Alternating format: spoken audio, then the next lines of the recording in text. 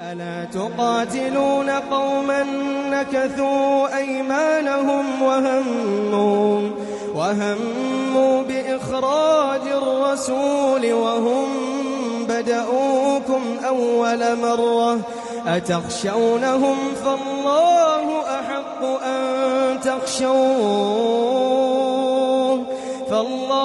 أحق أن تخشوه إن كنتم مؤمنين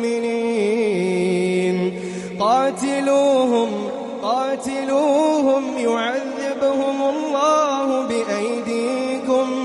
يعذبهم الله بأيديكم ويخزهم وينصركم عليهم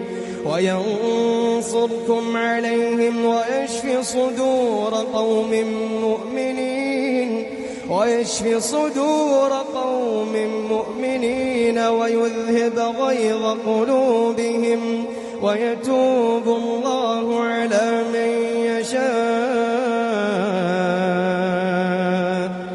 والله عليم